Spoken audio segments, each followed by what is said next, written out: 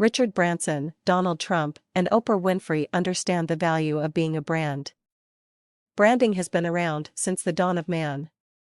Whether you were bartering your services and trading a chicken for a goat, the more someone knew what you were good at and stood for, the easier it was for them to use you and refer you.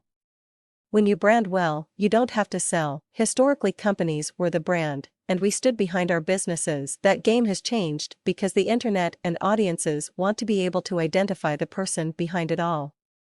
This is to create an ability to identify who they would hire or work with.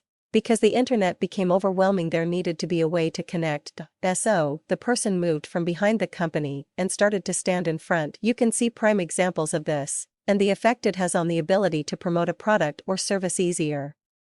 Oprah Winfrey established her brand and is known for power, spirituality, and compassion. Donald Trump is a brand, using his hair as one of the elements, and then placing his name on everything from buildings to water bottles. Richard Branson is a brand, as a philanthropist, works as hard as he plays, and knows how to use shock and awe to gain attention.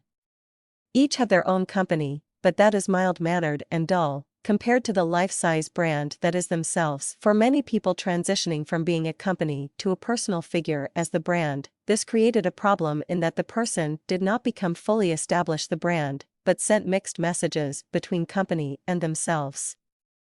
When a person becomes fully branded, this is when it changed and success was imminent. It's important that you create a cohesive end-to-end structure brand that carries your message, makes you look credible, and turns you into the go-to authority by profiling you in such a way that you are unique, understood, and targeted. Branding is beyond a logo. It's the consistency in how you use it. It's a way to equalize your identity online, and allows you to compete against the biggest brands in the world and capture your market space. A brand is what your customer perceives you to be and do. This is why it's so important that you put out the brand you want them to perceive and believe you do.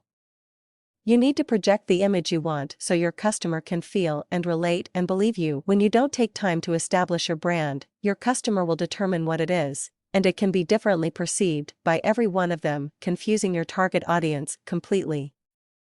The easiest way to win is to match the expectations of your target market. Branding is the consistent message you convey to your customers verbally, visually, and emotionally.